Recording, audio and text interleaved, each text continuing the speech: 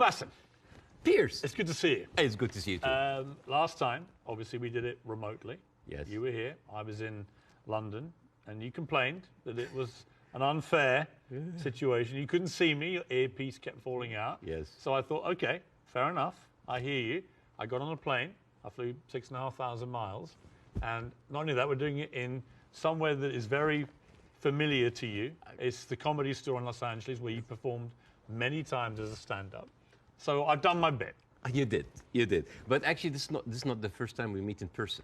No. We did originally in London last year. And I know that many people are watching this for the first time. I would know this, but like I would really love to tell the story of that moment because I was having a tour in the UK and Europe, and I was doing my English stand-up. And one of my, advertising promotion plan was to come on your show.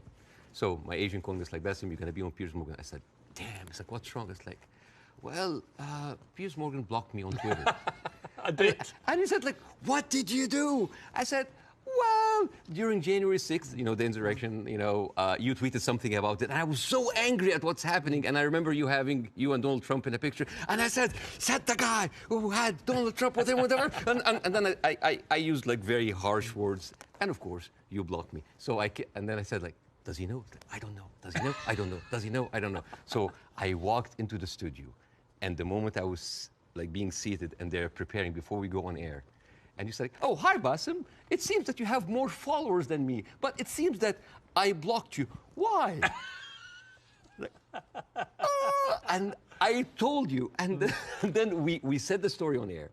And it was funny because I made the joke. I was like, you have always been standing against cancel culture, and you just canceled me on Twitter. But we agreed that this is not canceling because this is your own space and you're free. But now you're unblocked me, and we're here. We're here. And it was, and actually we agreed about January the 6th, by the way, just for the record. I was,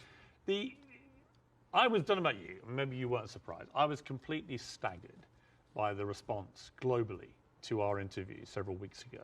Were you taken aback by the scale of it? Yes, of course, but I understand why. For many years, the media covering the Middle East has been showing a certain point of view. I'm not going to say bias, but I would say it did not allow certain voices from the other side to be heard. And that is why you see the frustration. Whenever you speak to people in the Middle East, they tell you the same thing. They're not very happy with the coverage of the Middle East because our voices are not heard. Now, I am the least qualified person ever to talk about this conflict. And yet, just because I relate some of the talking points that we say and we hear the whole time, people felt heard. And when people have this feeling, they're happy. They have this response. They say, oh my God. For the first time, the West are actually hearing our point of view. Some of the point of view might not go well with other people, but at least we have a conversation. And I think that is the reason why people reacted that way. It's such an incendiary subject matter. I've never seen social media so ablaze with hostility on both sides. Did you actually, as well as enormous praise from the Arab world, did you also get criticized by some parts of the Arab world for not going perhaps hard enough? Oh, you didn't do that, you didn't do that. The thing is, this is like, you're damned if you do, you're damned if you're not. Right. If you don't speak up, why don't you speak up? If you speak up, you didn't speak up enough. If you're done, why are you if you speak up too much, oh, you're taking all the attention on you. And I love that fact because people always who accuse people of being the center of attention, they are actually not very happy that the attention is not on them. This is actually like a rule on social media.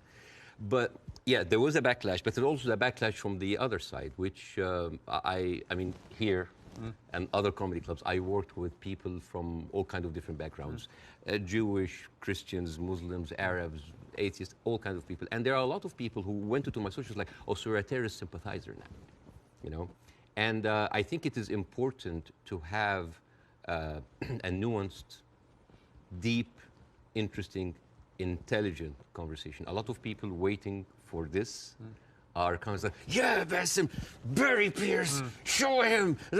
And this is the problem with the news today. The problem is the news today, it's not about the news anymore. It's about the people giving you the news. So it becomes a show, a circus.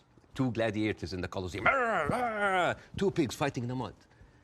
And this is why people don't get anything out of it. It's a circus. You know, one of the things I heard a lot was, who is this guy? And they weren't talking about me. Sometimes I wonder. Now, obviously, you're very, very well known in the Arab world. You're known as the kind of, they called you the Arab Jon Stewart, and you're well known in America, but you weren't that well known, for example, in the UK. And I think what this interview did, it made a lot of people think, wow, all right, this is incredible. But tell me more about Bاسم Youssef. And I did a bit of research into your life, and it is a fascinating journey that you've gone on to get here to Los Angeles. And I think it's worth just taking a little beat here to talk about this, because you began in Cairo as a heart surgeon. I mean, that was your career path. Yes. And, yes. And you were a heart surgeon. I was a heart surgeon until, I spent 19 years in that career, 7 years in medical school, 12 years as a practicing doctor. And 2011 happened, and the revolution happened, and I had my own show on YouTube. I did like small videos. Well, I'm going to come to this, because I was by coincidence, I had just joined CNN to replace the great Larry King. And I hadn't actually done any live show. I'd done a few weeks since I joined of taped interviews with big names, Donald Trump, Oprah Winfrey, things like that. And I was flying back to Los Angeles when I got a message that Egypt was going up in the start of the Arab Spring. And I actually went to a studio very near here, about a mile down the road on Sunset, the CNN studio, the old Larry King studio. And I went live for the first time, and it was about the Arab Spring, and it was about what was happening in Egypt. And at the same time, you, in Egypt, were actually in Tahrir Square, helping wounded protesters, actually medically treating them. Yeah. Yeah, I mean, this was a kind of movement that inspired a lot of Egyptians. At the time, I was in the hospital, and a lot of people just had volunteered. And the nurses were just like giving us like supplies, go, go, go. And we were going there, and we were basically tending to the wounded, because it is, and it kind of gives you a different perspective when you see helpless, defenseless people who are not armed, who are being beaten by security forces, military forces, being shot, being, hurt. And all we can do is just like provide some medical attention. And it kind of gives you a perspective to see how humanity sometimes can show its most ugly face. And the suppression of free speech, freedom of expression. Yeah. The ability of people to say what they honestly feel about a situation. Yes. And the suppression of people's basic rights to freedom. Absolutely, yeah. And that kind of like taught me a lot, and inspired me to do the show. But, Well, you start, I mean, it's a crazy story, this, and I want to tell it, because you just decide to do 5-minute stuff on YouTube. Yeah. And you are expecting a few people to watch it. And then literally it just flies, and suddenly you're getting millions of people watching this. And very quickly, one of the big networks comes in, and then you're suddenly doing this stuff for 30 to 40 million people. Yeah. Like a third of the entire population of Egypt is tuning in to watch it. You're the biggest star of Egyptian television. Oh, please. You were. Don't stop. Somebody, I mean, what an extraordinary thing, though, for a heart surgeon to go from helping protesters medically in Tahrir Square at the start of the Arab Spring to within a year, you're the biggest star on Egyptian television. It's a crazy thing. It doesn't sound as glamorous as this. It felt horrible. Did it? Why? Oh, yeah. Overnight fame, this Scary. size, it's toxic. Terrible. Terrible. It corrupts. It goes into your soul, and it's not good. It's not. I actually didn't enjoy it. And the worst part about it is that like you're trying to do comedy in very controversial climate about very controversial issues. So you'll never satisfy people. And the problem is that people have these expectations. Oh, if you are successful in this, you must be successful at solving this. And when things are not solved, because politics, as you know, very difficult to solve, that expectation, this love turns into hate. And this is one of many reasons that like I had to leave, and I came here eventually. Well, let's just take people through what happened, because they probably don't know, a lot of people. So during the presidency of Mohamed Morsi, who was a democratically elected Islamist, you had relative freedom to start, but then the more you went after government propaganda, the more you stood up for the people against the government, then the trouble started. Morsi wanted to shut you up. You eventually get dragged through the courts. For one day, It was a warrant for my arrest, and then I turned myself in, and I was interrogated, and it was the funniest interrogation ever. And in my stand-up shows, I talk about that scene. Because the guards were reading the stuff out and laughing, right? Well, the guards were taking selfies with me, which is funny. Right. the exchange between me and the prosecutor, general prosecutor, was extremely funny. I mean, I don't like to victimize myself. I don't like, oh, look at that. I actually like to find humor. But why were you arrested? What was the criteria? Oh, yeah. I think the list was insulting Islam, insulting the president, spreading false rumors, and disrupting the fabric of society. And it was, I think the people in the room didn't know what to do with me because they ended up discussing my jokes. So it turned into a writer's room. And I was kind of like, how do you think we make this funnier? And it was the funniest exchange ever. And after 6 hours, I was let go. And was it scary, though, at the same time, that suddenly the machinery was getting a grip of you? Because it was to get a lot scarier. But was it in that moment when you first got arrested, you thought, I'm being arrested for breaching my freedom of speech, right? For some reason, I just like went with the flow. I went to the interrogation wearing the big hat. I went to the show. It was just, I just wanted this to be a farce because I just like, you're really coming after the comedian. And I just tried to enjoy myself, but deep inside I was dying.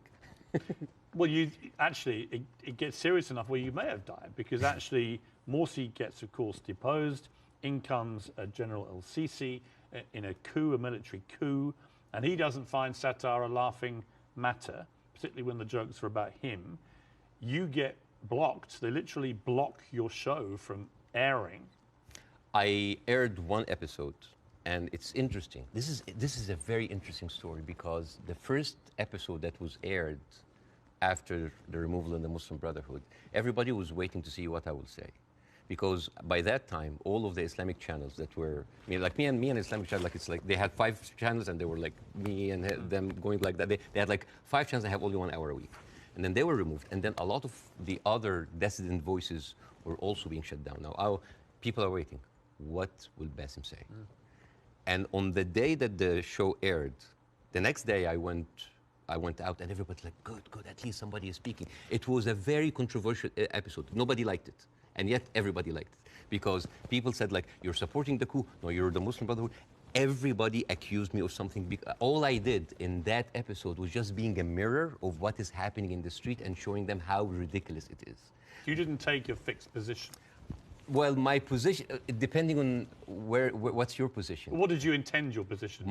My position was to show the ridiculousness of how the people now was like, oh, we got rid of Islamic fascism, but we are heading towards another fascism. There was a song that I did that was very controversial. People, and it's very funny. The pro-Muslim Brotherhood thought that this is a disrespect to the people who died, and on the other side, the people said that this is a disrespect to the army. And when you manage to offend everybody, you know you're right. Yes. And then the people in the middle, it's like, oh, you weren't tough enough. And I was told, it's like, why didn't you go after? The ceiling of freedom just went down, and I was just like, it is very difficult to go against an authority that was very popular at the time. And especially a military authority with Oh, a yeah. lot of experience Oh, yeah. of weaponizing these situations. Yeah. You had death threats. People will always choose, most of the time, they'll always choose the military form rather than the religious form, because they kind of like, at least they are not infringing on my personal freedom. Not yet. But you had threats on your life, didn't you? Oh, all the time. I don't talk about that because, like, I have been having death threats, like, never stopped since 2011. Never stopped. Have they continued since our last interview? Oh, yeah. They never stopped. People threatening to kill you? All the time. Why? For what reason? Oh, for just saying something that they don't like. Oh, because you are against Egypt, you're against Islam, you're against our president, you're against God. It never stops. It never stops. It doesn't bother you? I mean, if you die, you die. You know? If you die, you die. I mean, since when, whatever, like, no bodyguards deflected a bullet. You know, maybe the guy who was with Ronald Reagan. But Yeah. I think it's like whatever happened. Even like at a certain point, I actually had like private security. And then I told them I can't. I cannot live like that. If that's my destiny, if I die, I'll just die. You end up with your lawyer saying you've got to get out of here. You've got to get out of Egypt. It's getting too dangerous. Yeah. Something bad's going to happen. You're going to get arrested again and probably thrown in jail, or you're going to try and kill you. And you flee to Dubai, and then you end up here in America. Yes. Was that always the plan, to eventually come to America, or was it expediency because of what happened? Well, it's funny that you said that because I visited the United States after the first year of my show. And a doctor that's there, an Egyptian doctor has been there for a while. I said, listen, Bassem, you are very visible in the media, and I think you can use that to apply for a green card as a special talent. And I did. And I said, like, I have like a huge show in Egypt. It's actually the criteria, because I have the same. Yeah. Is an alien of exceptional ability. Yes. Is what they call you. Yes, we're very... Charmingly. Yes, we're very exceptionally able aliens. We are, but we're still aliens. Yeah, yeah. I know, it always makes me laugh. Like, you can come here, but you are an alien. You're an alien, but you're exceptional. Yeah. And I just applied for it, and I got it. I got the Time 100 that helped bolster my application. I said, maybe I'm not going to use it. And then when that happens, ooh, the green card came handy. So a lot of people think that I'm here on asylum. I'm not. It was just a strike of luck. You now do stand-up, and you've done it for 5 years, and fascinatingly, you do some of it for an Arab audience. You have a whole show in Arabic and an English-speaking version. Yeah. And they're probably very different, right? Totally because different. Different sensibilities, different humor, different crowds, different expectation. Yes. Well, the Arab audience come to my show, they expect that's going to be another version of my show that I did in Egypt. And I said, no, it's my personal story. And that when the Arabs come to my English shows, like they think it's like an English version of their shows. Like, no, it's a different story. Even then, this weekend, right before I met you, because of our interview, I sold out Arizona. Really? Yes. And I stood, and the first thing I said, like, who here came because of the Piers Morgan show? I was like, I was like, boy, you're gonna be disappointed because this is not about that. But isn't that amazing? I mean, that shows the power of that interview. Yeah. Resonating even in Arizona here. Amazing. Yeah, because I don't want to succeed just because of a trending moment of time. It is the same show that I've been working and perfecting, and like any stand-up comedian in the United States, your dream is what? Is to sell your special to platforms like Netflix, to HBO, and you want to get there. Because for me, that was like a rebirth. Because I thought like everything was lost. I came here, I had nothing. As first 3-4 years, it was terrible. The first 2 years I was doing stand-up. Oh, I bombed hard. And I went home crying. I said, like, I'm not going to make it. And then suddenly I have already a tour. I mean, even before our show, I already had a set tour. And now I'm having like this ability of like talking to people with different languages, talking to all these different languages. The show that I did in Arizona had an incredible mix of Arabs and Americans. Amazing. And they came here and they completely, and there a lot of them came, they were Palestinians. And they came with like the Palestinian flags and the keffiyeh, and they thought, it's like, guys, it's like the way, laughter, being good at your job is in its way a way of resistance. Because when you laugh, when you show people that, hey, we have Arab people here, and they are, by the Arabs and Palestinian population in Arizona, one of the most established population in the United States. Arabs in the United States in general, they are like professionals, doctors, engineers, professors. Even the Uber drivers, they are probably were like an engineer or someone very established there, but he had to have like a step down in order to come here and survive. So, I mean, we hardly come find like illegal aliens here or people like came in that were not qualified. So, and this is the problem this is why the reason people were very happy of our interview, because because part of the hate on both sides is that we see the news from a different perspective. And people here see the news from another perspective. And everybody's like, why are those people reacting like this? Because they don't see what the other person sees. And I hope in that interview that we can bridge that gap. Yes. Before we, can I yes. show? Okay, so this is a gift from me and my wife. This is olive oil from the West Bank. whenever I go to Jordan a lot, but my wife also like, ask for the oil from the West Bank. It's very good.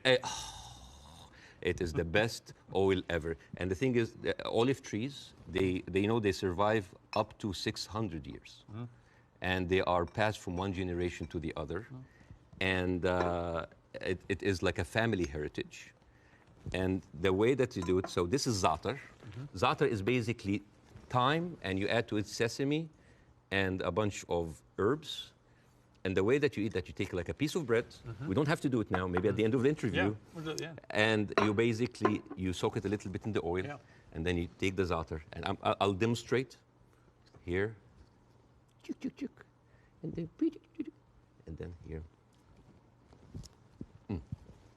I love it. Well, I love Arabic food. So at the end of the interview, you're leaving with this oil. So I it's will yours. take that. It's yours, that. Well, thank you. And it's very kind of your wife. Thank you. Thank you very much for me. Well, I'm the one who bought it, but it's okay. Obviously, you started the last interview with, I mean, I would argue savagely dark humor involving your wife. How you've been trying to kill her, and she was using your kids as human shields and stuff. And I'll be honest with you. And I'm still trying to. But you know what? When I failed, you know what I did? I went out to the house and I just like randomly slapped other neighbors. So it's interesting. By mistake. Now this time I'm ready for you, okay? This time I'm ready for the humour. Oh, you're ready, okay. No, but it's interesting because last time I was very taken aback. And I remember thinking as you were doing this right off the top, I remember feeling very uncomfortable, unusually uncomfortable, and thinking I didn't know how to react to that. I didn't know whether I was supposed to laugh or be silent, and I sort of ended up sort of slightly grimacing, half laugh and listening. And then I realised it was very powerful what you were doing. It was satirical, but it was savagely satirical and extremely effective. And that's why I think the interview did so well. But I'm not going to pretend that I found it easy to listen to it or to react to it, because I didn't. You know why? Because all I did was just take the talking points that's been in the media, not just for after October 7th, all through the conflict. It's always like, we need to kill it. All right. You need to kill 5? No, kill 10. You need to kill some? No, kill all. This is what satire does. It take reality, flip it on its head, exaggerate it, and then you can see how sometimes very uncomfortable and even sometimes stupid that sounds. Because I was just reacting to whatever the media is telling me. It's like, oh yeah, okay, let's do it. There's no pushback. So suddenly, the person who's proposing the most extreme measures is like, oh, we'll take it, oh no, that's too much. So that was like a very simple technique. I just took the talking point and just exaggerated. It was devastatingly effective, I thought. Yeah. First, before we go any further, how is your wife's family? Because she is half Palestinian. Yeah. Are they okay? They're good. They're good. They are safe for now. Yeah. As like that last week, there was no internet, as you have. Yes. You know, I saw you tweet at the IDF. It's like, how can they know? You know how many views that tweet's had? Nearly 40 million. Yeah. Me just saying, how are they going to see this message if you've cut the internet off? Yeah. I'm wondering if the IDF's like, why aren't the Palestinians liking my tweet? Because they don't see it. Right. No, but I thought that was a perfectly correct assessment of it. Yeah. But the reaction to that tweet I did was enormous, as everything is in this thing. And I had a lot of people say, finally, Piers, you get it, right? Finally, you get it. And I wanted to say, listen, I'm trying to reach a place where I get this, but it's an incredibly complicated issue for someone who is not Arabic or Jewish to poke their head into. And I've had to cover it as a journalist for a long, long time. I think I said to you before that I was editor of the Daily Mirror in England when we opposed the Iraq War, for example. So, you know, I have taken stands on this thing. On this one, I find, and I'm going to be completely straight with you, I discussed this with Jordan Peterson this week, and he did a pretty incendiary tweet in which he said, give them hell, Netanyahu, enough is enough. And he was actually very self-reflective about that in the interview we did this week, where he later issued a 20-minute video, because he said sometimes a one-line tweet can be unnecessarily inflammatory to people. Much better to take time to explain it. Here's where I've got to with this conflict now. I viewed what happened on October the 7th as an absolutely appalling atrocity, a terror attack of unimaginable horror. And I absolutely think that Israel has a right to defend itself from the people who committed it, Hamas. And I've questioned for the last 3-4 weeks what is a proportionate response? And I have said repeatedly, I don't know the answer. I want people who have a view to have a view about that. And I'll ask you again about where you think we are with this. I also acknowledge that Hamas live amongst civilian population in Gaza. And therefore, if you do what the Israelis are currently doing, which is a ground offensive into Gaza, a lot of civilians are going to get killed. And at what point does that become disproportionate or even illegal? And I don't know the answers to those questions. And I have a moral quandary because my instinct is to say that Israel has no choice but to respond to what happened in a very forceful manner. I understand why they want to eliminate Hamas altogether. I understand that if they feel they can, then perhaps we can move to a two-state solution or peace or whatever it may be, although I don't think Netanyahu will ever be the person to do that. But the moral question for me is, at what point does this become disproportionate? And when you see thousands of children being killed in Gaza, it fills me with utter horror. And then people say, well, do you condemn it? And I find it very easy to condemn Israel turning off the water, Israel turning off the power. I think it's ridiculous that Israel should have that power over millions of people who are not part of their country. I think it's terrible what's happening in the West Bank with the settlers. I think that the stuff there is completely easy to condemn. But can I, hand on heart, condemn Israel trying to destroy Hamas after what they did on October the 7th? That is where I'm struggling to find myself saying I condemn it, because I believe that they are right to try and destroy Hamas. Now, what do you feel about my moral quandary? Well, there's a lot of points, very lot, and I think this will kind of like lay the ground rules for that interview. There is a whole thing about like Israel right to defend itself, the condemnation. First of all, let's start with condemnation. Yes. You want my opinion? Yes. Condemning Hamas or condemning Israel? Yes. Completely useless. Completely useless. Why? I condemn Hamas, you condemn Israel, interview is over. What happened? Nothing. It is just checkpoint, like morality checkpoints. But I've interviewed a lot of pro-Palestinians, for example, some of whom will immediately say, I unreservedly condemn the terror attacks of October the 7th, and then go on to criticize Israel. And I think that's it's a position I can completely respect. Yeah. But I find it much harder to respect a pro-Palestinian guest on my show if they simply resolutely refuse to say that they can condemn the terror attacks. Yes. I find that less worthy of respect. But you see, this is the problem with the news. We go into the circular motion of the same answer. One thing that I have noticed, not just on the coverage of these events, the events before and before and before, every time this starts, people say, we don't know what's happening. It's a very complicated situation. Right. What is happening now? And for me, as a viewer, if a conflict that's been there for 75 years and the media with all this technology has been covering it and we hear the same exact words, we don't know what's happening. It's complicated. It's a very complex. That is a failure of the media apparatus. That is the failure to themselves and for the audience, because why every time this happens, it seems like it is happening from point zero. And I think to help understand that, I will get to the October 7th. I will get to the condemnation. I will get to the self-defense.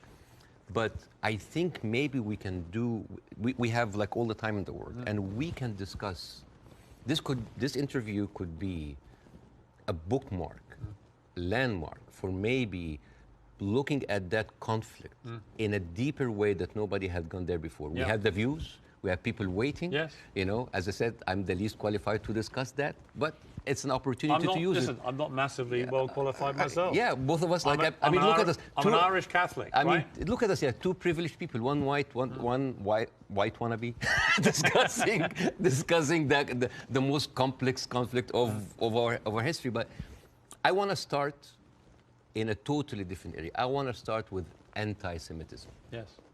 I think it's an important issue. Yes. I think there is a rise of anti-Semitism in the world, and I think there is. This is very dangerous. And I, as a Muslim, who has been through events where there were terrorist attacks somewhere, and that reflects to us, on us. I can completely feel that. Since what happened, I had text messages from the Jewish friends. Are you okay? Are wife's family okay? And I was texting them. Are you okay?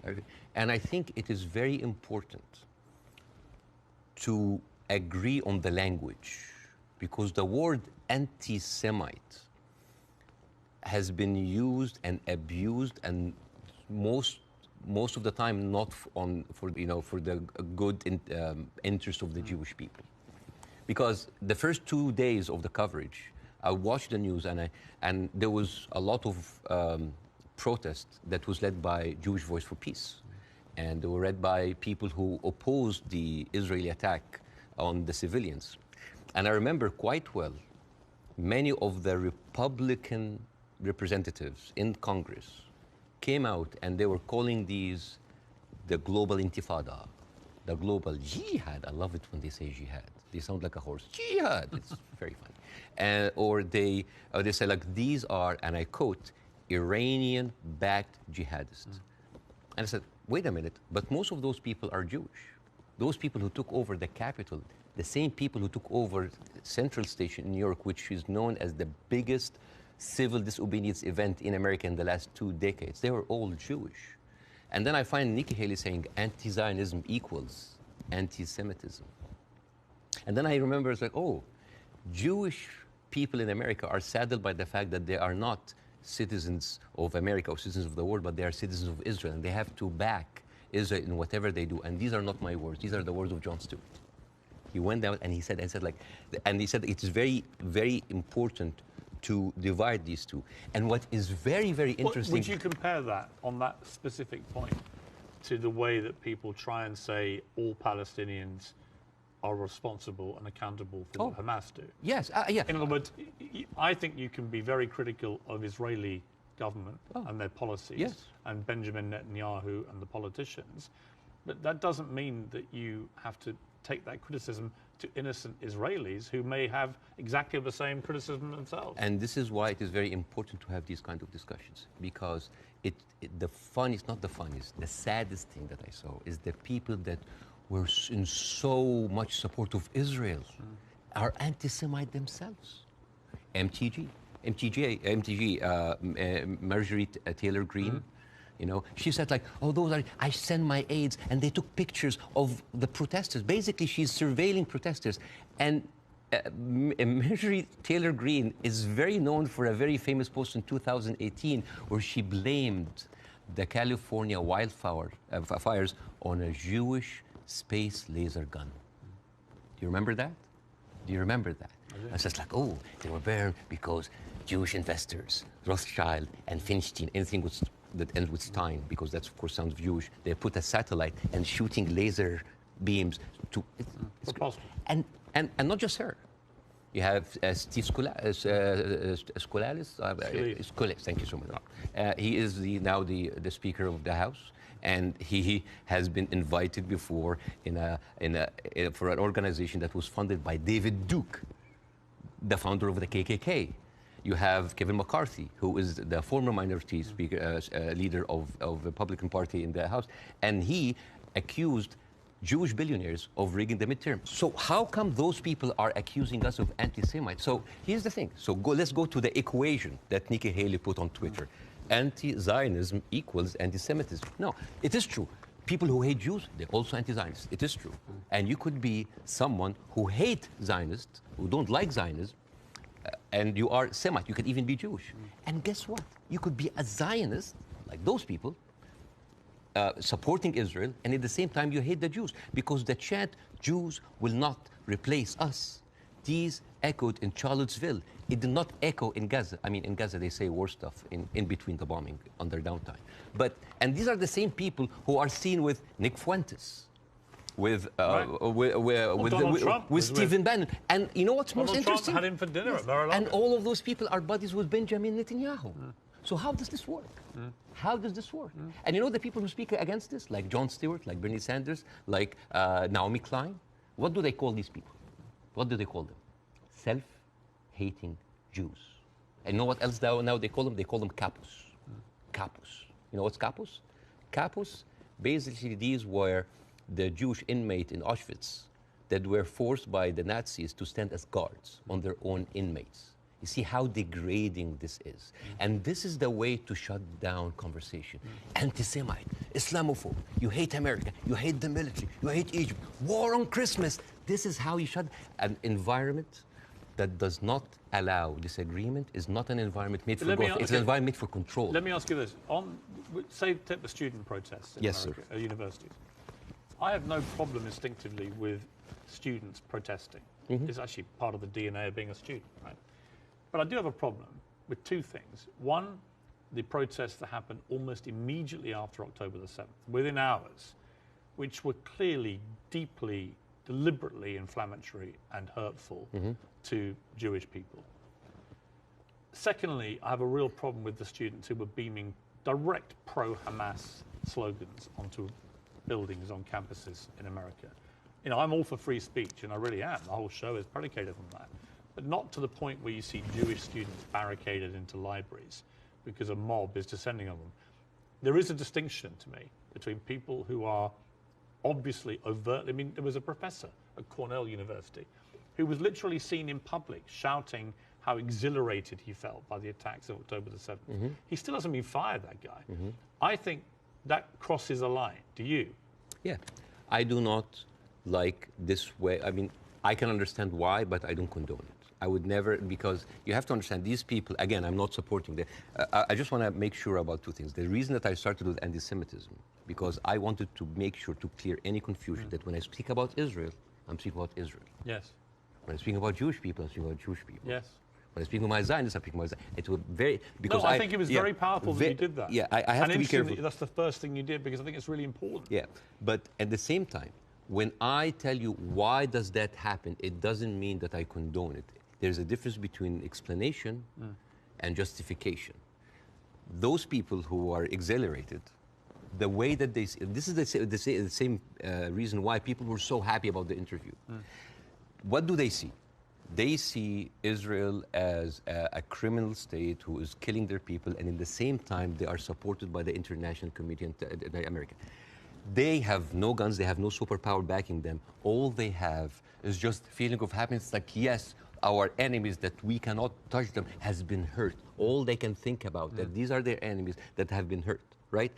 I'm not condoning this, but again, like when people were celebrating terrorist attacks, you know, against Western targets. Of course, I don't condone that. But why? Because those people has been, from a very young age, what have they seen? They're not being heard by the media. The plight and the suffering of their brothers in Israel, in Palestine, in the Arab world are not being heard. People in Iraq, you know, like when America and Britain invaded Iraq, right? What the Arabs saw? It's like two superpowers are coming in on just regular people. So whenever there was like a bomb or like an attack on American troops, people would celebrate. Yeah, they're our enemies. Emotions are very inflammatory, and it is not right. But those people have nothing else. All they can is just like shout. All they say is like to rejoice. It is not right. Again, I'm explaining why is this happening, because it's like, yeah, if I cannot get you, I'm just gonna scratch your eyes. I'm gonna scratch your eyes because you've been beating me all the time, and you have the whole international community backing you up, and all I can do is scream. Is it right? No. But it is understandable. Again, it's not the right thing. But no, it's not like understandable. It's like, oh, no. But again, it is an explanation. Now, hate. And again, this is another way why this has been magnified in the media so much. What does the Western audience see? They see people rejoicing for the death of innocent civilians in Israel. This is what have the Arabs seen for years on the Arab world. For example, if you look up Sidrot cinema, this is in 2014 when Israel was bombing Gaza as usual, and the Israelis in the Sidrot, the kibbutz or the settlement, they went on a hill and they had popcorn and they had drinks and they were like watching the show and they were cheering with every rocket coming down. This is what we see. Western people didn't see that. Well, somebody found a tweet actually of mine from 2014 in which I said, at what point does what Israel is currently doing to the Palestinian people become terrorism? And because I've always said, you know, I've spoken about this a lot over the years, and I've always tried to be extremely fair-minded, albeit nobody really wants you to be fair-minded. They want you to take a side. But that was clear that my thinking back then was that they were absolutely overstepping the mark. Absolutely. But again, to the point of rejoicing. No, I know what you mean. Yeah, but like if you, for example, Google the wedding of hate. This is like a Jewish wedding in Israel where they were celebrating the arsons and the burning of Palestinians. But to be clear, I've seen lots of video but like, I'm not talking to you, Piers. No, I know. I'm talking to the Western audience because I want to see, like, I want to say, like, this is what they see. I mean, for example, there is a very famous video for Samuel Abu Za'anin, who is like a young kid that he was shot point blank by an Israeli soldier, and he was not allowed to have any medical attention. And as his dead body was being put into the ambulance, the Jewish settlers were cheering. So for an Arab audience, this is what we see every day. So when they see, oh, we heard them back, we heard their people like they heard back, it is not right. But this is what hate does. It escalates, it feeds each other. Radicalism feeds it. It is terrible, and it is just like a vicious circle. So I would like to do something that is very interesting tonight. I want, when I invited Jon Stewart to my show, as much of like a reception that if you see on the YouTube, people just like, we had to cut the 5-minute standing ovation for broadcast. People were on their feet for 5 minutes. They could not believe it. I remember Jon Stewart telling me I could never imagine that a Jewish guy from New Jersey would have that kind of reception in Cairo.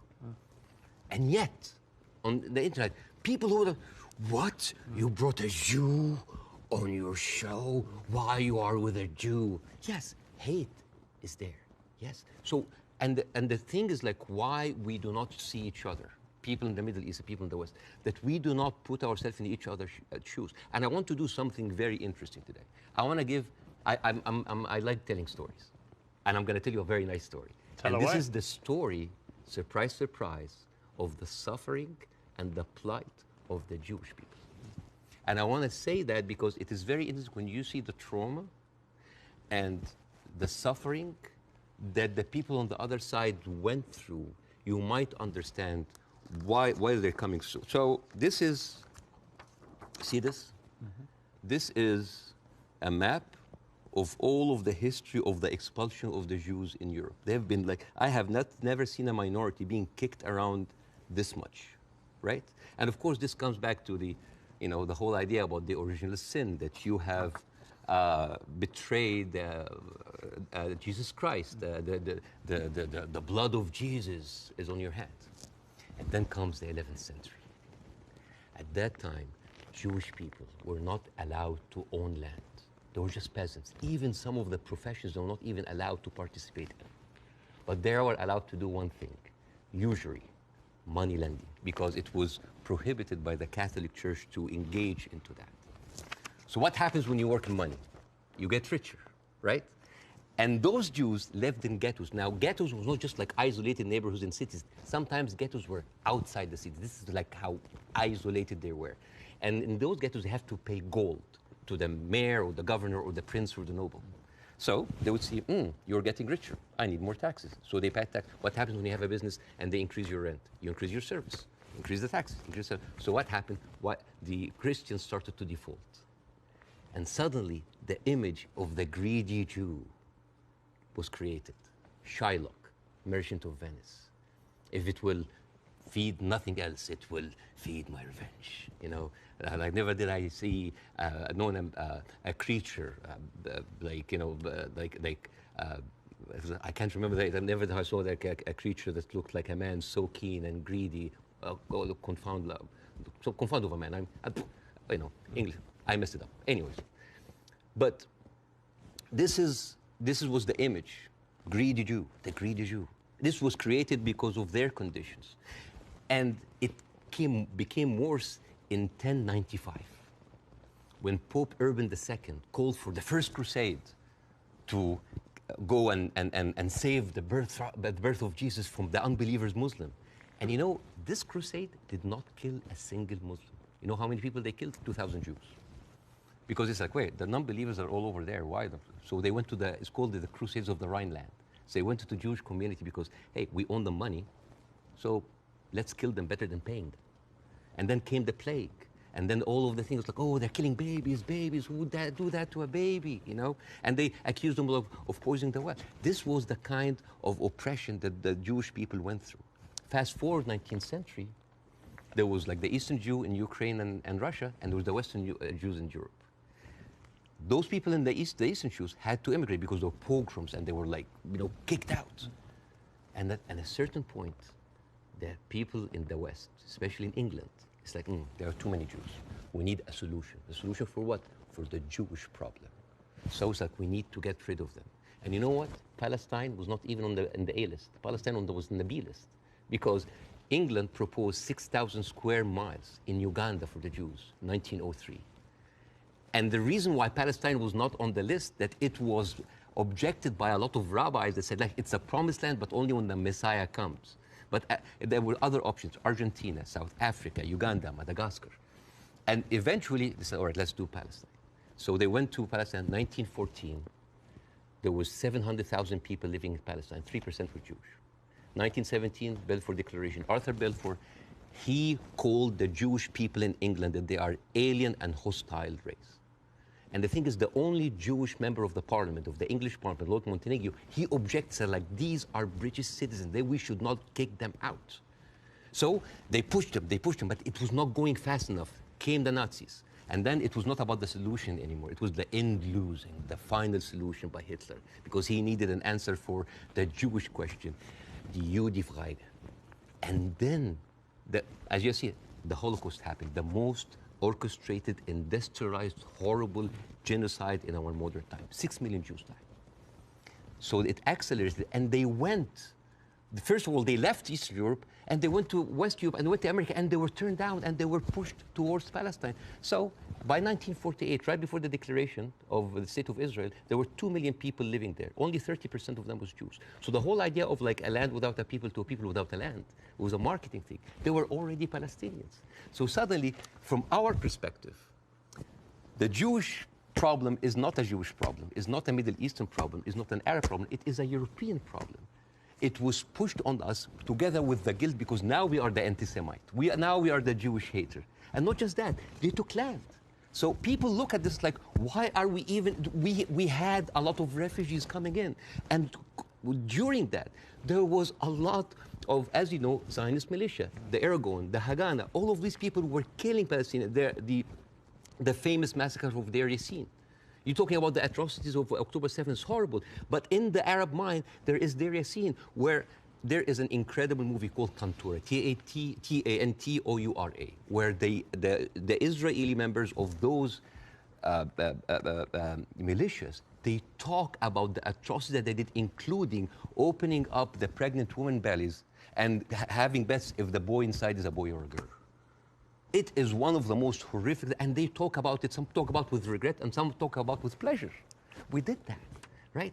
So you have even King David, I think your Prime Minister, Mr. Sunak, was there. And if I was British, I would question this. Because as you know, King David was bombed by the Aragon militias.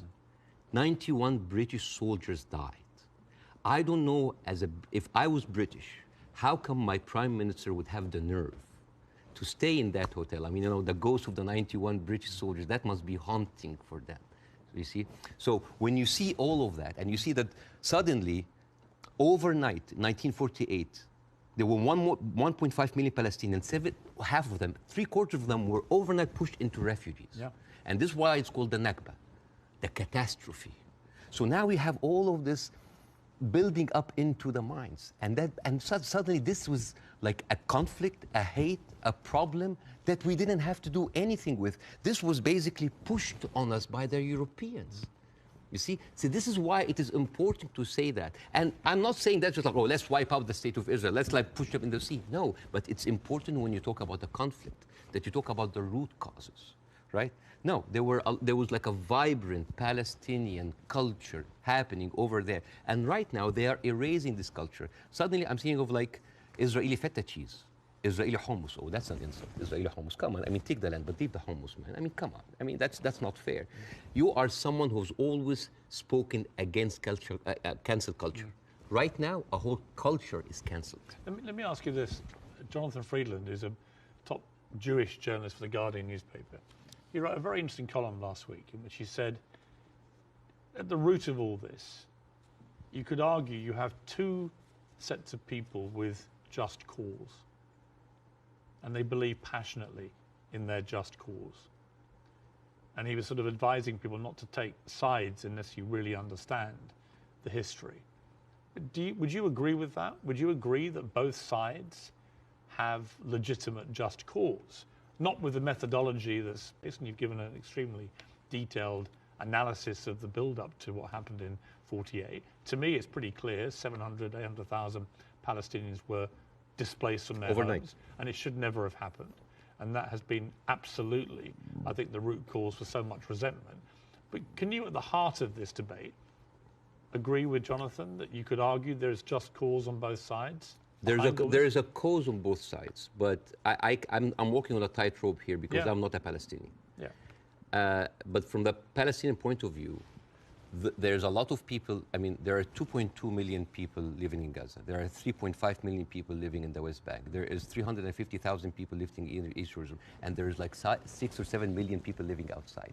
Those people, the Palestinians that were pushed out, they do not have the right to go back. Right now, if you meet Palestinians, you'll see them wearing a necklace with a key.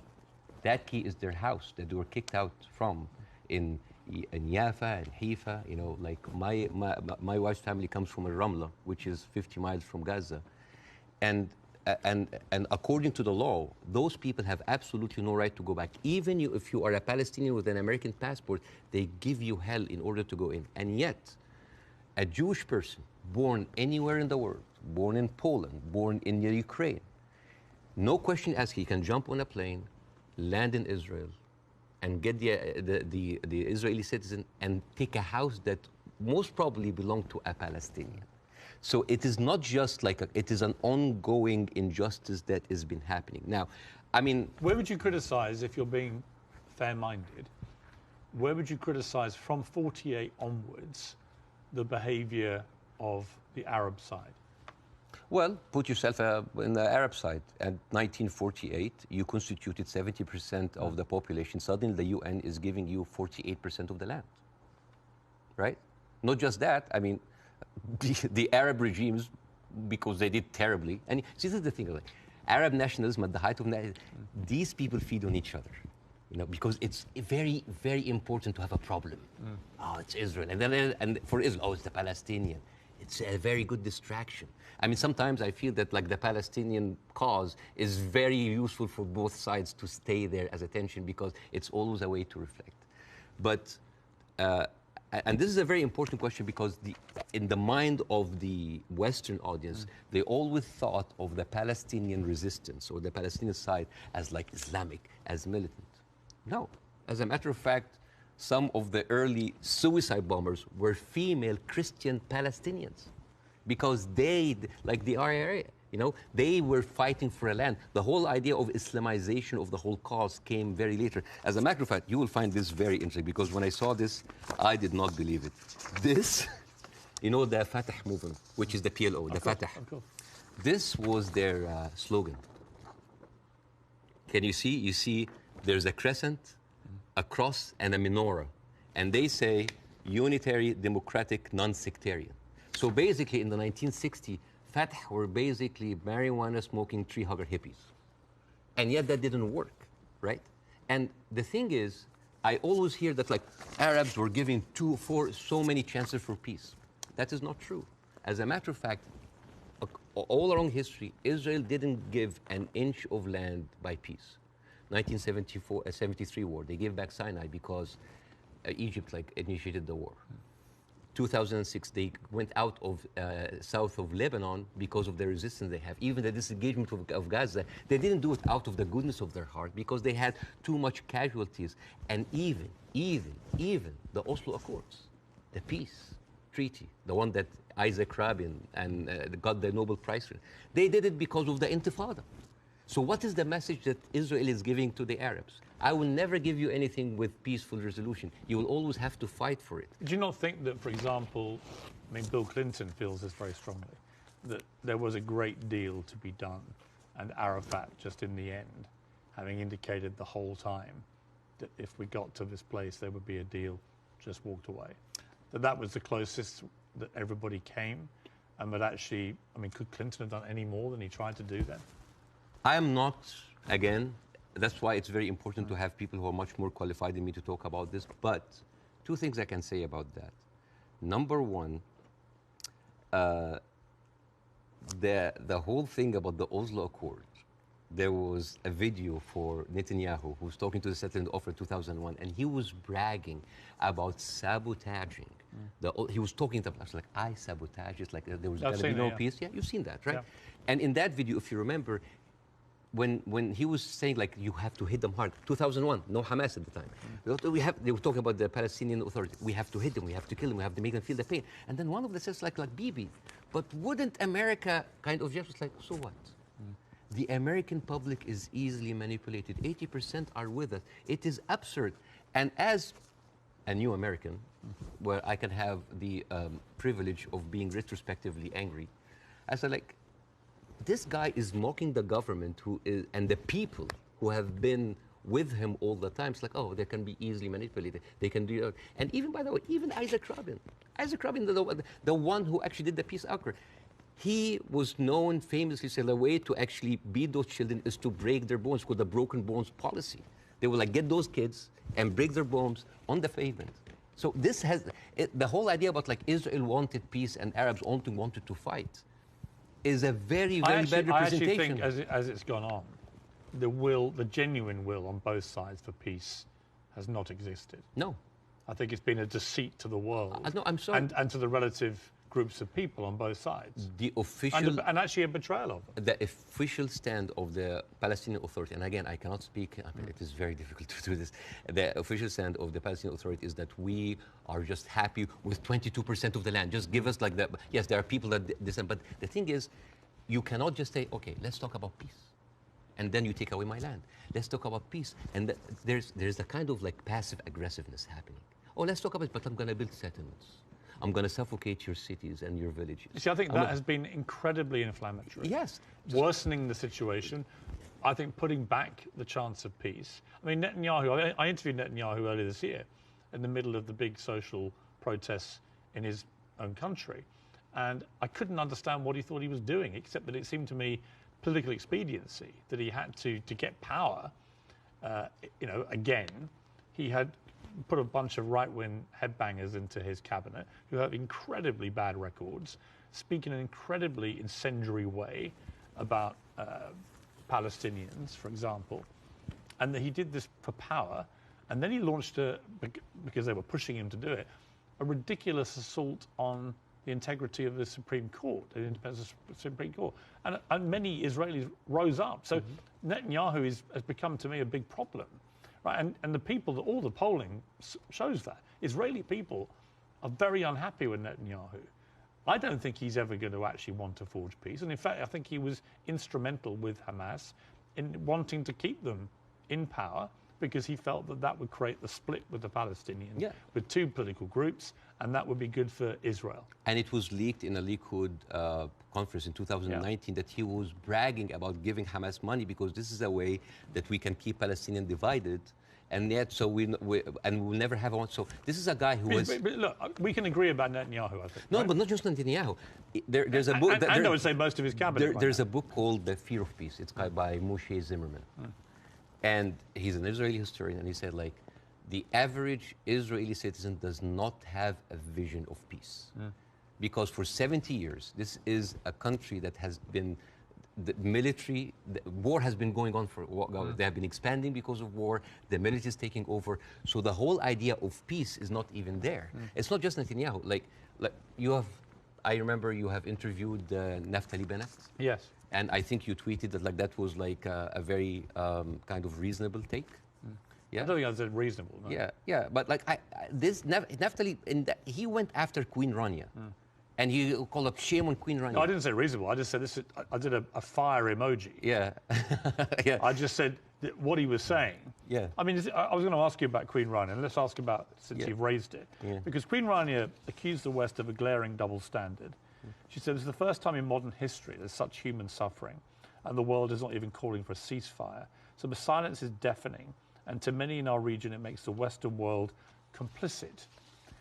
Now, other people said, well, okay, if you feel that strongly, why aren't you taking in any Palestinians? Why is Egypt not taking Palestinians? Why does the Arab world want to constantly attack Israel without actually offering any place to go for the Palestinians? And what do you say to that? That is exactly what Israel wants. And that is exactly what might actually starts Third War III. This is the war solution. These are their lands. And then suddenly take them. Why? So they've been basically kicked around from their homes. And now another country should take them?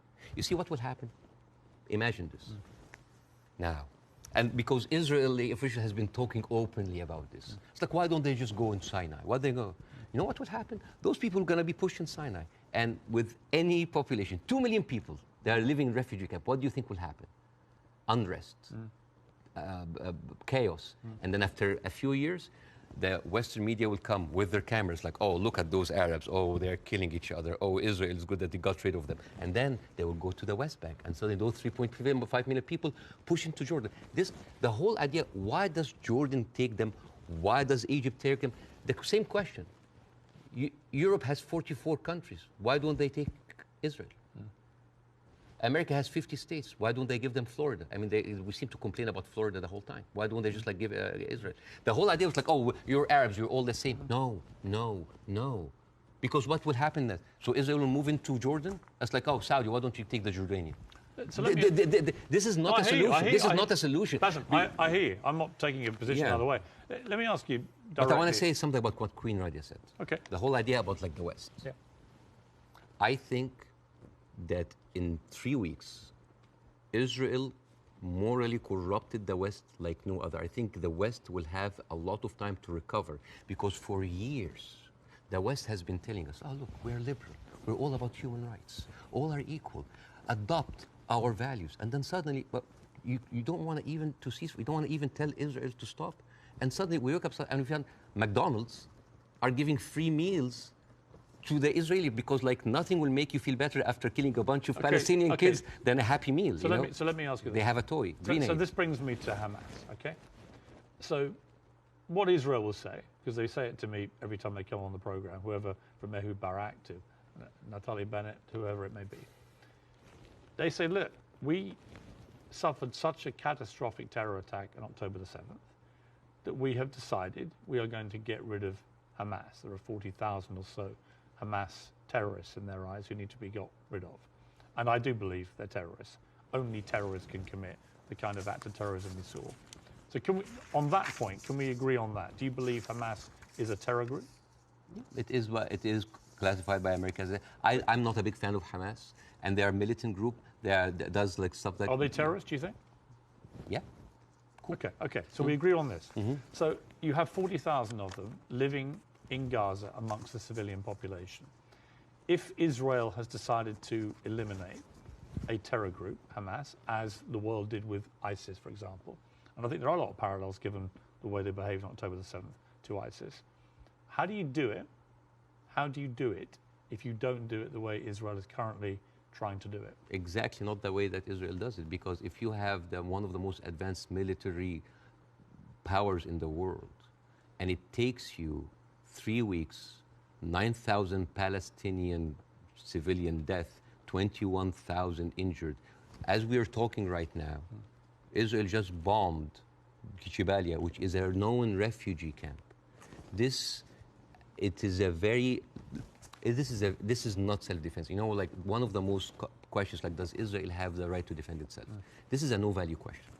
This is a no-value question. Well, I would ask a different point. I would say, not only do they have a right to defend themselves, which every country would after a terror attack, right? But they actually have a duty and responsibility to their population to try and stop that happening again to them.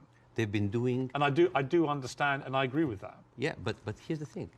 If it takes you all of that time, all of these civilians, to take out a few hundred guerrilla fighters... We don't know how many of the people who died... We don't know. It doesn't matter. Yeah, but Bاسم, you don't know and I don't know. We don't know, but right? like... We don't even know if the casualty numbers are correct because they're all coming from Hamas.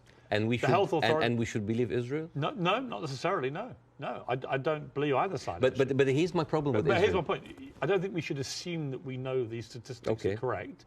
I don't think we should assume we know exactly how many children are being killed. We do know a lot have been killed, so the moral argument remains the same. But we don't know how many Hamas terrorists have been killed in the last 3 weeks. We just don't know, do we? So basically, we're dealing with a very incompetent military force that has been sucking America dry for years, and then they cannot do the job. But how else do they get rid of Hamas? Not like that. How do they do it? I don't know, but not like that, because they've been trying. But you've got to have another. They have. First of all, I'm not a military expert. Second of all, they've been trying the same thing for years. They go in. This is not an eye for an eye anymore. This is an eye, a limb, a life, a house, a neighborhood, a whole population for an eye. They don't see. I mean, your friend Ben Shapiro, that you particularly despise. Oh, I love Ben Shapiro. He's very smart. Oh, yeah, but you've been very critical of him, and that's fair enough. I'm sure he would be of you. But when I asked him about proportion, he said I don't care about a proportionate response. So let's kill civilians as Hamas did this, so we are going to get rid of Hamas. But it's not in his eyes. It wasn't eye for an eye, tooth for a tooth. It was this group of terrorists did this, and we are now going to rid the world of these terrorists. And this is very important to look at things in context. When you see how Israelis talk inside their community, there was a very famous post by Uriel Eritzol. He is the speechwriter of Netanyahu. He said, "What is so horrific about understanding that the whole Palestinian people are our enemies? All of them are enemy combatants. We should kill them, kill their mother, destroy their homes, the homes that they raised those snakes, so no snakes will be raised in this house anymore." And this was reposted by Ali Chaket, which is the Minister of, wait for it, Justice. It's not about Hamas anymore. It is not about Hamas. They can tell you it's about Hamas, but it's not about. It is basically. They have said it many times, Piers. This is a way to kind of push them into Sinai. This is not about eradicating Hamas. This ship has sailed. I am sorry, but anybody who still believes that this is about Hamas is stupid, because I don't agree with that. Really? No, because I think. But why there? I tell you what I don't agree. There are like 100 people killed in Gaza. Any country that suffered the kind of terror attack that Israel suffered, with the kind of death toll that occurred that day, 1,500 plus people, grandmothers, kids, young women being raped, kidnapped, beheaded, it's been reported, and so on. Well, you can raise an eyebrow. I mean, they found a young woman's skull, right? But what about the babies that were beheaded? Well, there was a report, and you and I had this discussion on air. You falsely quoted me, and I wanted to clarify that with you in person. You thought I'd said that 40 babies had been beheaded. So what did you say? I never said that. What did you say? I said it's been reported that 40 babies were killed, some of whom had been beheaded. That's what I said. Yeah. Totally different. Yeah. There's a very different. Well, it is different. Yes. Do you accept it? English is a second language, so they're different things. Of course, yes. Between saying 40 babies have been beheaded and 40 babies have been reported to have been killed, including some where are those who were beheaded. Babies? Well, apparently journalists are being shown utterly horrific footage. This comes to a very important question about credibility. Again, I'm not condoning what happened on October 7th, but I'm not a journalist. But as a journalist, wouldn't you take anything that an authority would say with a grain of thought? Yes. Especially if this authority have a long history of lying. And I'm just going to give a few examples. 1996, they bombed Qana. It's a refugee camp. They killed 106 people.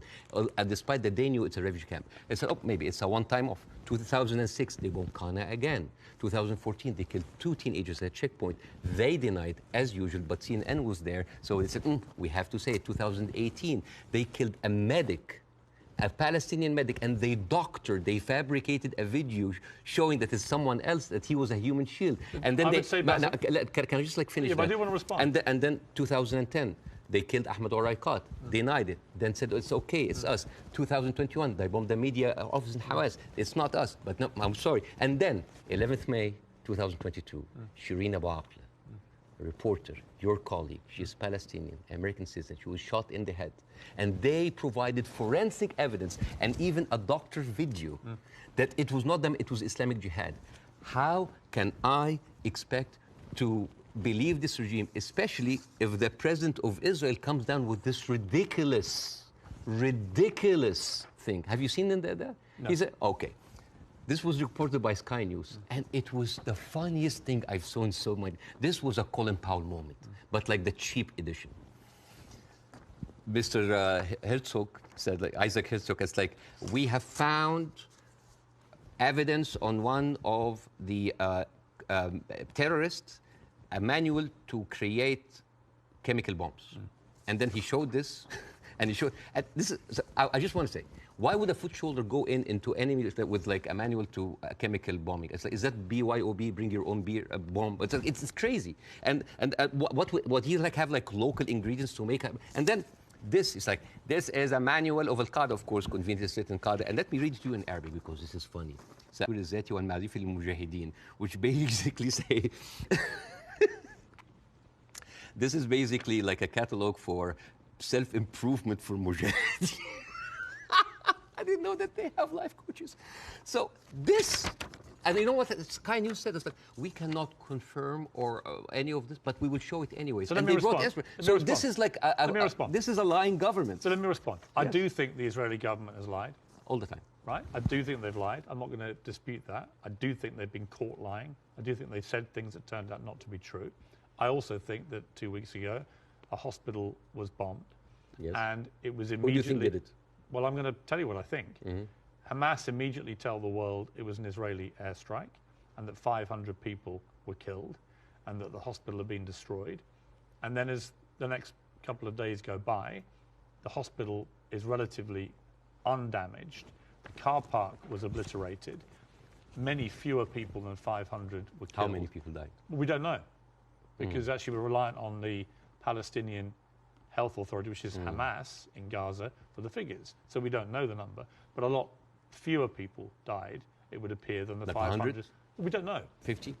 Either way, it's appalling, but it may not have been anywhere near as appalling as was first said by Hamas. But here's the point. Most independent studies of what happened have concluded that it was almost certainly a militant stroke terror group inside Gaza, and they fired a rocket which landed in the hospital car park. In other words, it wasn't an Israeli airstrike. So I have an issue with that, because for 3 days before the attack, the priest and the patriarch of the hospital, because it's called the Baptist hospital, said that they have received multiple warning from Israel that they're going to hit the hospital. And then at the time of the hit of the hospital, one of the top aides of Netanyahu, he tweeted about like, we hit the hospital, and then he deleted it, and then basically like Israel gaslighted the world. But It was not us. But that's why I said most independent. No, that's not true. New York Times actually like just published something to prove that it was shot from Israel. And the thing is, No, okay, they didn't, though. Okay, numbers. They didn't. Numbers. Bassem, that's not true. Okay. The New York Times has not reported that it was Israel. No, they said They haven't. okay. That's not true. Over 10 years, Hamas launched 35,000 rockets into Israel. And many failed. They killed 69 people. And 25% military, only part of them were civilians. So over 10 years of 35,000 rockets, they killed 69 people. But in one strike, you want to tell me that these glorified firecrackers caused that kind of damage? Yes, it looks like they did, yeah. Okay. Yeah. And actually, it wasn't the damage that was reported by Hamas, who wanted people to believe it was an Israeli airstrike. So my point would be, I'm happy to concede that Israel government has lied about stuff over the years. But I'm absolutely certain as well that Hamas lie all the time. Why are we holding a militant... I believe, from all I've read, I believe they lied about the hospital. Why are we holding the militant terrorist group to the same standards as the best and only democracy in the Middle East? They happen to be the ruling party in Gaza. So they're not just a terror group, they are a political group as well, a political party. Okay. Well, they are. So the question again comes to this, and so far you've ducked it, so I want to ask you one more time. We can both agree that the scenes in Gaza right now are horrific, because I do feel that. But I don't know how else Israel can eradicate Hamas than the way that they're currently trying to do it. Do you have an alternative for them? Well, again, we are locked in the same thing, what can we do now? But we don't look at what was happening over there. The best recruiter for Hamas is Israel. I mean, you have talked a lot about the horrible condition in Gaza. Yes. I mean, let's imagine like a little boy called Rami. He lives in Gaza. You know, he have a horrible life, but like, you know, it's not that bad. I know he has a cousin in the West Bank. He's living a good life. He wake up in the morning, and he found out that he was kidnapped by 3 settlers. He was burned alive by kerosene, and he was forced to drink the kerosene. His name was Muhammad Abu Khudayra. That settlers did that to him in 2016. Said, all right, you know what? I'm just gonna leave. I'm gonna find a way to go to Europe. His aunt is a published author, and she won a prize in the Frankfurt Book Fair. His name is Adnaya Shalabi. And now she was cancelled because of what's happened, just because of her a Palestinian. His other aunt in America, his name Amawi, she is a speech therapist. And this is close to my heart because of my son. And she was fired because she did not want to sign for government contract that said that you cannot join BDS, which I don't understand. Why do people choosing to protest peacefully by not buying goods from a certain country? Why would the United States make that its own issue? So, and this guy, this Rami is being approached by like, oh, join Hamas, join us, let's go kill Israel. No, I don't want to kill. I'm going to live in Gaza. It's a life, but 97% of water is not good for human consumption. Half of the population are anemic. Even the is not being treated, and it goes into the shores of Israel. It's like, oh, those Palestinians. It's horrible. Yeah. So, and then he wakes up in the morning. He doesn't think about killing Jews the first thing in the morning. He thinks about being there at 5 o'clock at the first 50 people in the line for bread, because if he doesn't, he will miss the food for his family. And he goes back, and he finds a message saying that we are going to bomb your house. He comes back, he loses his whole family. Now, tell me, what is a proportionate response for that? I don't know.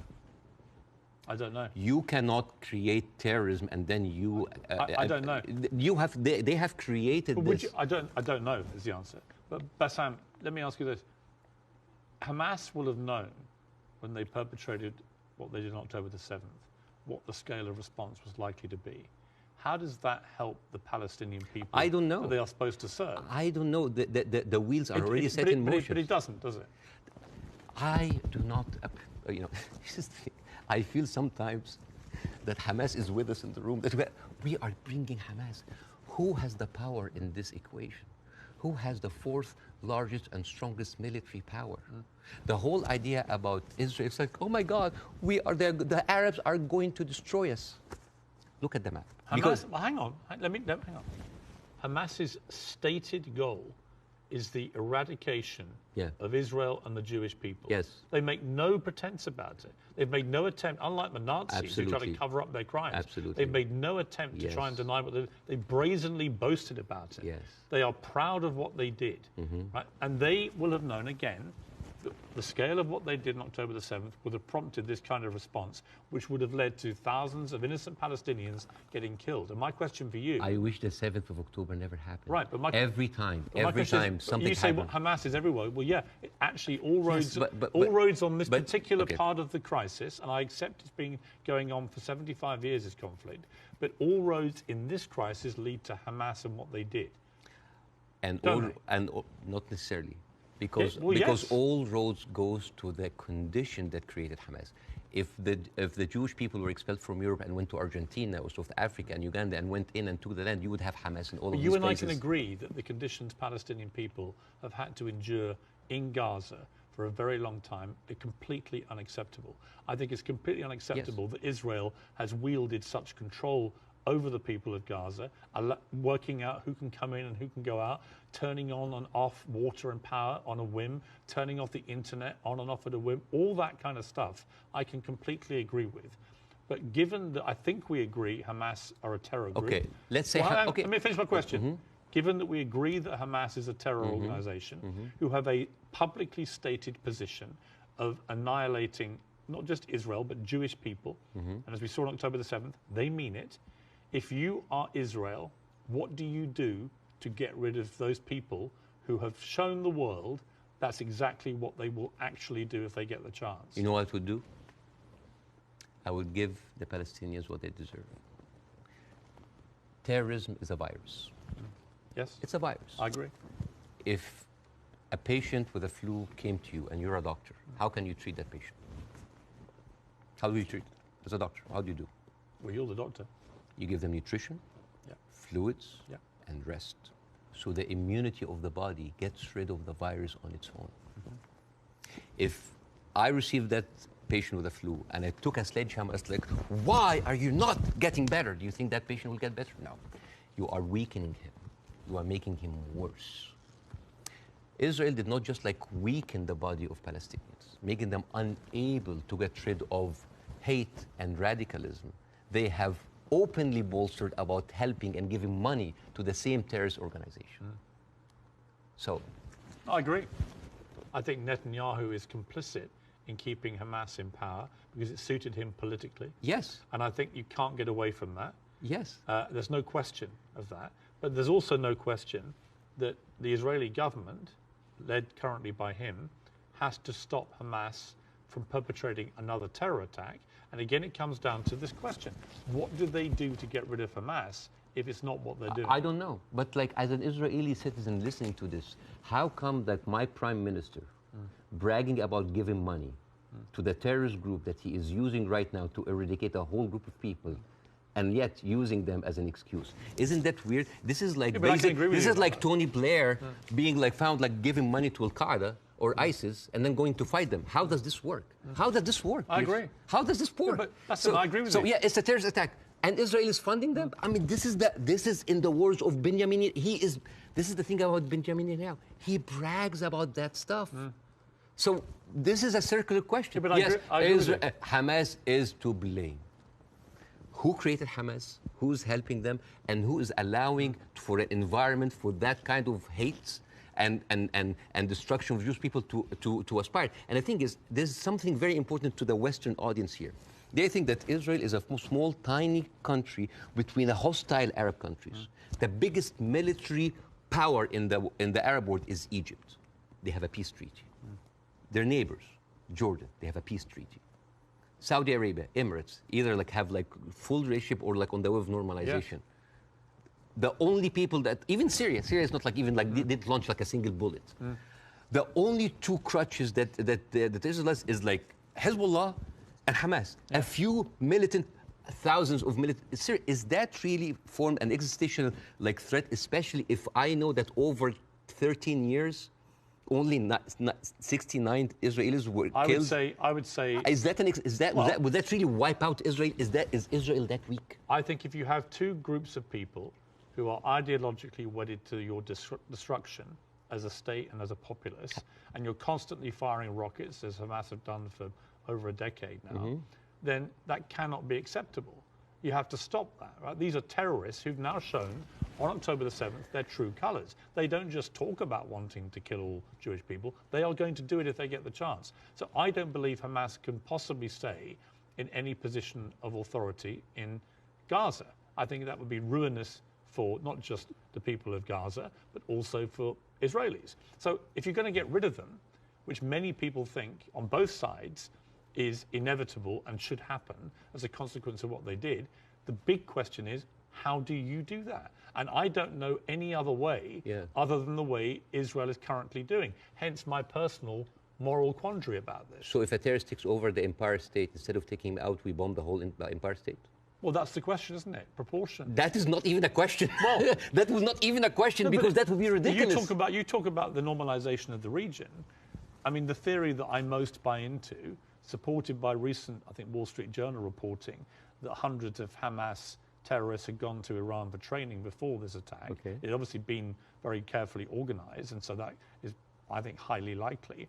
But if you're Iran, and you're looking at all this normalization, and you're looking at Saudi Arabia being next, this is your worst nightmare. So a perfect time to commit an atrocity like this through your proxy of Hamas. Again, I'm not a political expert to know what is the background, but let me tell you. It's a likely theory. Is Hamas justified? Is all of the horrible conditions that Palestinians are living in, is that a justification for Hamas doing what they did in October 7th? Good.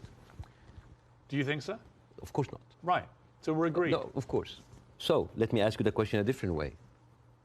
There is no justification what Israel is doing now. No Hamas, no terrorist attack justifies this.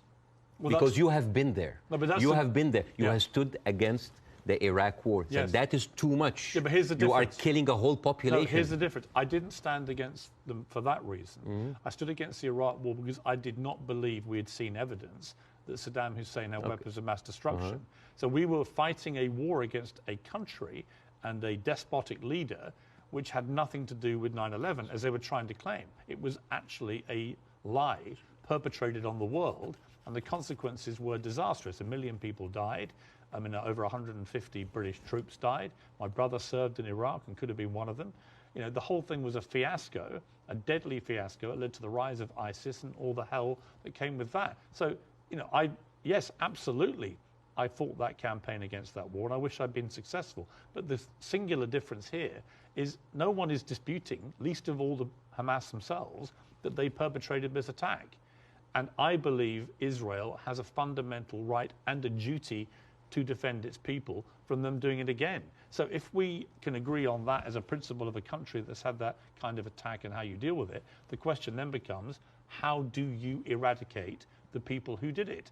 And I just think, given the intense nature of the way the population exists in Gaza, very, very large numbers of people in confined places, and that is in itself unacceptable, and I will agree with you about all of that, and that has to be fixed longer term. But actually, if Hamas are everywhere there amongst these people, I just don't see any alternative to what they're doing. And I'm very happy to consider one. But I don't think you have one either. So if the Iraqis were actually, there was evidence that they were behind 9/11, would that still be okay to kill a million Iraqis? We have a parallel, which is Afghanistan. And in fact, I would say, but that raises a different question. So was the Afghanistan war just? I believe it was, in a way that Iraq wasn't. I believe that Afghanistan was harboring terrorists, Al-Qaeda. We know that they were training there. We know the Taliban were there. And we went in, we launched this war. It goes on and on and on. Huge bloodshed on both sides. And in the end, after a ridiculous overnight pullout by America and President Biden, the Taliban are back in charge and waging the same kind of medieval rule they waged before all this. So you've got two things. Was it justified to strike back at Afghanistan for harboring Al-Qaeda? I would say yes. Did the means in the end justify the war? You could argue no, actually, because actually you ended up with the Taliban back in charge. So they're two different things. And it may well be here, by the way, as I've said, that if Israel pursues this ground invasion, it backfires horribly. It leads to a much wider conflict involving many other people, possibly including Iran directly. And it could be a horrendous escalation and a massive war raging through the whole region. And that is my fear about it. But I come back to the central point of justification, and I'm really struggling to see what else Israel is supposed to do to get rid of Hamas. And if you've got an alternative, let's hear it. I do. Pierce, this is never about Hamas. Believe me, it is never about Hamas. If somebody tells you who they are, listen. Israel has been telling the world all the time, they need to clear the Gaza Strip into Egypt. You think that's always been the plan? Always there. I mean, they have said it. They have said it many times. Why does Egypt take them? And do you think when Egypt takes them, do you think they go back? No, never. And then when they're done with Gaza, they will go back to the West Bank. They will kind of like build the settlements around them, and then until they push them into Jordan, because that is the plan. They have talked, not just Benjamin Netanyahu, everybody said like, there's no state, two states. It is one state, and it's for the Jewish I don't people. think he believes in a two-state solution. Nobody believes in a two-state solution. It is one state. But nor do Hamas, obviously, and they're the ruling authority in Gaza. They don't. You see what you're comparing? It's a militant group. It's a small militant group. But they are Israel as a nation. They are the elected political leadership. They were elected in 2006, and 50% of the people in Gaza right now are under the age of 16. They were not even born. I understand. Yeah, like so. And the so all right. So Bاسم, let's agree about that. But that's the circle city. It's Hamas, I understand. It's a circular firing squad. Hamas. I know. But okay, let's move forward. Oh yeah. Let's assume somehow we get to a place, possibly at the instigation of countries like Saudi Arabia and others getting directly involved, where you get to a place where Hamas are removed, and I don't quite see how that happens without enormous further bloodshed, but let's assume they get removed. Let's assume that Netanyahu is removed from office, which I think is highly likely just from the fury of his own people about what they see as the defensive and security failings, plus his attack on the Supreme Court already causing huge polarization. Let's assume we get new leadership in both places. Could there still be peace? Could there still be a two-state solution? No. It can never happen. No, because Israel have already shown it's not about Netanyahu. It is the policy of Israel not to give the Palestinians their city. It has always been there. But what if you find leadership that understands? You will not. But why are you so... You will not. Why do you not think so? Because Israel has been, But they would say the same about the other side. And I remember... Who has the power? Let me give you a parallel. Obama in his book. Let me give you a parallel. Okay. Let me give you a parallel. Northern Ireland, okay?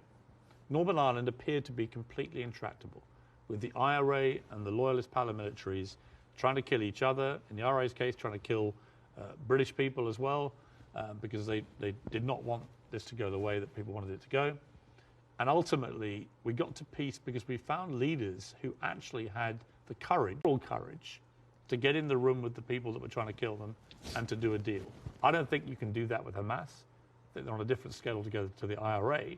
But we did have a seemingly intractable place riddled with violence on both sides, and eventually we got peace. Do you not see there's any chance of doing that here? No, not with Israel. Obama, after he left office, he wrote in his book, the problem with the Palestinian-Israeli conflict is that one side is extremely powerful and one side is extremely weak. There is absolutely nothing to oblige that strong side to give anything.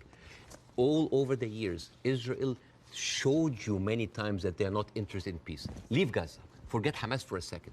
The West Bank. What have they been doing in the West Bank? The illegal settlements did not stop a single day. No, they no. Are and it's completely wrong. Yeah, but the thing but is, it's wrong. I agree with you. But you see what they're doing in the West Bank right now? They are creating little Gazas. They are creating little Gazas. Yeah. And until they are like squeeze them. It's completely wrong. There is a hilarious documentary called The Wanted 18. It is like an Israeli-Palestinian co-production. And it tells about the incredible story about the residents of Beit Sahur. It's a Palestinian town next to the Nazareth. And they said they don't want to depend on the milk coming from the kibbutz.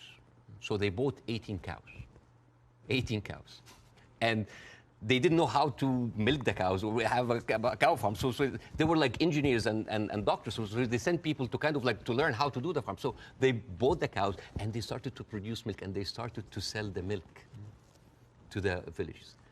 The Israeli authorities were not very comfortable. So one day the military government came in and was like, those cows, and I quote, constitutes an existential threat to the national security of the state of Israel. You need to get rid of them.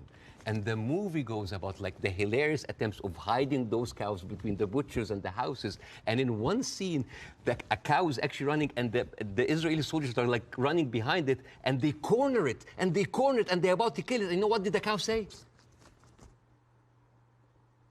You didn't fall for this. Cows don't speak. Yeah! But you know, it actually said something. You know what did it say? It said Hamas. But anyways. But you see, this is the ideology of the Israeli ruling party. They are not interested. They're not even allowing you to get your own cows. I mean, I want to discuss something that is very important because we have been talking about Israel being a democratic state, a secular state for all of its citizens, including its Arab residents, right? Wrong, Yes. wrong, wrong, wrong. 2018, there was a resolution that was offered in the Knesset that say that Israel should be a state for all of its citizens. That seems basic, right? That resolution was not even allowed to be discussed. It's like, wait, why? And the rebuttal was, Israel being the state of all of its citizens would threaten the character of the Jewish state. There is, I have a friend of mine, his name is Andrew. He's Palestinian Christian. They do exist. And his family comes from a town called Tarshiha. As many Palestinian towns, these were like, you know, had another Israeli town called Kafar Vradim. It is a left-leaning town. They voted against Netanyahu by 70%. And they announced an auction to sell houses. And then they noticed that most of the applicants were Palestinians. They canceled the auction. Why? Because in each Jewish town, there is something called admission committee that can decide who can live in this town. Sounds like Jim Crow for me. And then they canceled. And you know what they say in the reason? They say, Kafar Vradim welcomes all citizens of Israel despite their race, gender, or color. However, the majority of the town would like to preserve the character of the town as being Jewish Zionist and secular. How does this go together, secular and Jewish aside?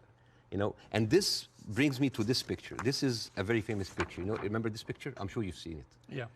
This, for the people who don't know, this from San Augustine, Florida, 18th of June, 1964. This was a white-only motel. And these are black activists who wanted to defy the law and jump into the hotel. This guy, he's the owner of the hotel. His name is James Brooke. And he was pouring acid to scare them out of the hotel. His neighbor said that James Brooke was a victim because he was just following the law. And you know what James Brooke said? He said, it's not like I don't like black people. I just don't like them in my swimming pools. Now, if an official said that, wouldn't you say that this town has kind of a systemic racism? Yes. This quote was not said by James Brooke. It was said by Deton, the head of the Galilee municipality, when he said, I don't like Arabs. I don't just like them in my swimming pools. The town of Nazareth Elite, 2010, the Arab Christians in the town, they requested to set up the Christmas tree next to another. This is the birthplace of Jesus. And you know what they said? We cannot have it because non-Jewish symbols would offend Jewish residents. But this comes back to what you were saying at the start, which is about the hate on both sides. No, I'm not talking about the hate. I'm talking about this shining example that Israel won't tell the world that we are like the Western world. We are secular. I don't know if you know this, but they're not just like secular, like Christians against their own Arab. I'm talking about like Arabs with Palestinian, with Israeli identity. I'm talking about them being even racist against their own people. 1950, Yemenis immigrants that came from Yemen, and they were in the transition camp waiting to be transferred into Israel. Their kids were taken away from them and given to white Ashkenazi Jews because they were not white enough. But Bassem, what would happen if a Jewish person went to Gaza? Why would they go to Gaza? Exactly. Even I wouldn't go to Gaza. Exactly. That's my point. Yeah, it's a dystopia. Who would? But like, but I'm just. So it's not just. You're raising points about Israel, making out that somehow they're as bad or worse. No. But what's going on there? Hamas has ruled over the Palestinians in the most oppressive way imaginable. Absolutely, but you know what? Hamas never claimed that they are the only democracy in the region. They never claimed that they are secular. They never said that they adopt Western tradition. And they definitely, they did not use that lie in order to carpet bomb a whole country. Okay. Now here, I want to say one example. And I'm going to leave you. All right. Israel, you think that Israel will like, by the way, the whole thing about the Yemeni children, you can find it in New York Times. It's called like the lost children of Israel, the forgotten. But even when Ethiopian people were immigrated to Israel, Ethiopian Jews, women then report, 2013, that's not like 50 years ago, they reported that they were given against their consent and without their knowledge contraceptive shots so they wouldn't reproduce because they are the wrong color. Israel is a racist, apartheid country that is projecting this shiny example of secularism and democracy for the people so people can accept whatever they do because they look at Palestinians as lesser people. This is the whole point. This is the whole point. And I would like to quote Winston Churchill. He had a quote that say, I don't believe that we have made a great wrong to the Red Indians of America or the black people of Australia because they were replaced by a higher race, a stronger race, a more world-wisely race. This is why Queen Rania is criticizing the West. This is why we here say, like, where are your values? Because this is the crux of the problem. It's not Hamas. It's not Palestine. It is people looking at us as lesser human beings. Bassem, I don't dispute the characterization that a lot of the Israel administration look upon Palestinians as lesser people. Otherwise, they wouldn't. They even look at the Ethiopian Jews and Yemeni Jews like less. I wouldn't dispute that. I want to quote you to end this. No, why would you end this? Don't end this. We'll be talking for 2 hours. Why not? At some point, we're having an amazing time. We can do another interview. Well, this one goes big. I think this is a neat way to end it. He said, I actually believe there is a middle ground between everybody and they can meet. I direct my criticism for the extreme of each one of them. That was you, Bassem Youssef. I agree with that. But I don't share your view there can never be peace in this region. I think there can't be with the current leadership structures in both countries or both places. But I definitely think you've got to be optimistic about peace. You just need to find people I who hope can so. forge it. I hope so. But the reason, listen, I refused to come on your show when your producer first called me for the first interview because I was scared. I was afraid. For me, that was a career suicide. Because this is even important because you are someone who's always talked about like against cancel culture, about like speaking your mind out. Speaking your mind out. I left Egypt and I came to America, the land of the free, the home of the brave, but I didn't know that there was a fine print said that you cannot speak about Israel. I have issue with that. Israel is a foreign country. They're allies, good. But you can speak about Israel.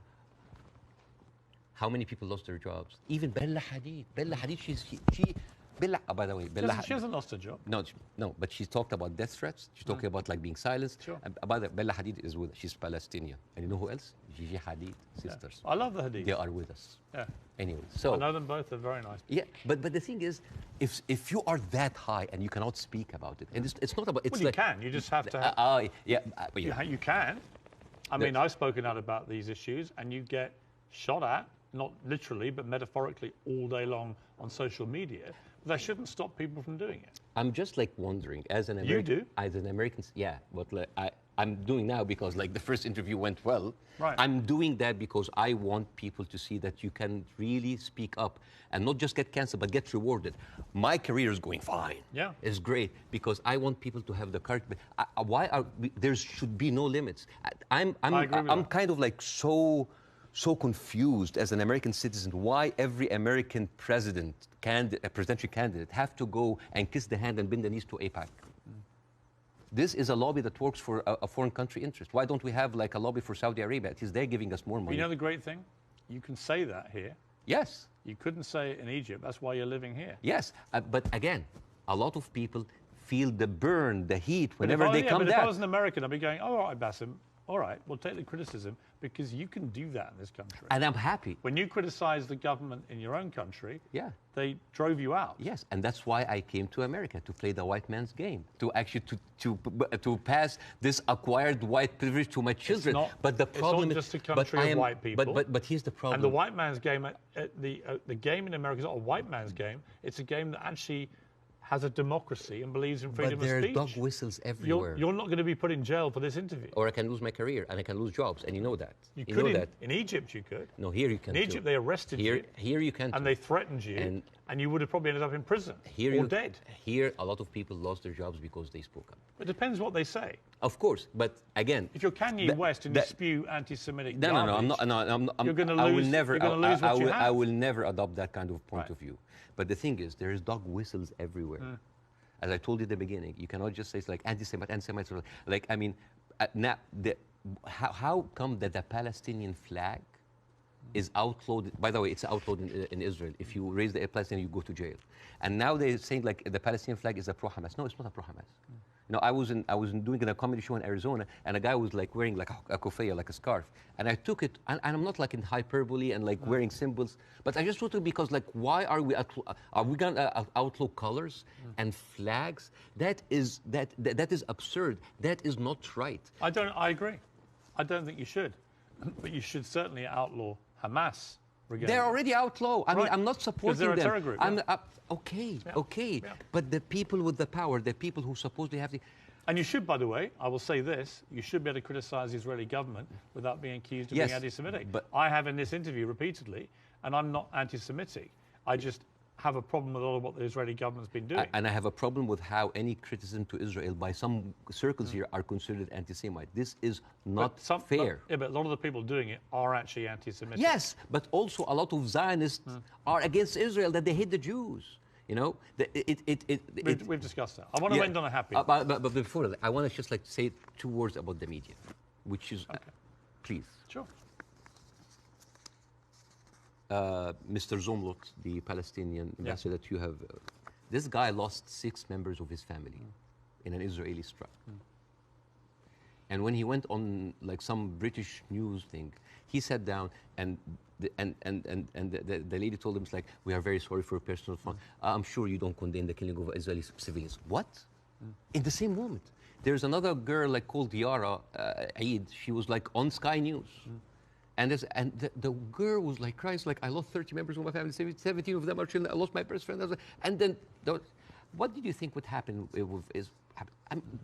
forget about empathy. I think a lot of people... What about manners? Well, I think you have to start... I've said this repeatedly. You have to start from a place of humanity.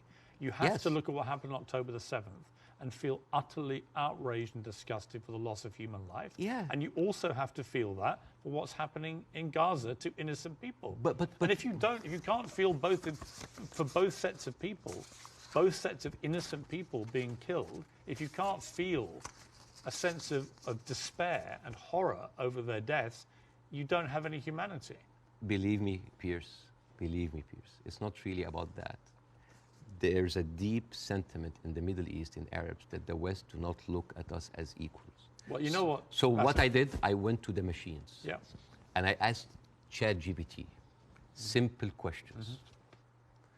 Do Israelis deserve to be free? And you know what they tell me? Yes, Israelis deserve the right like any other people. And then I asked the same question, do Palestinians deserve to be free? And you know what they tell me?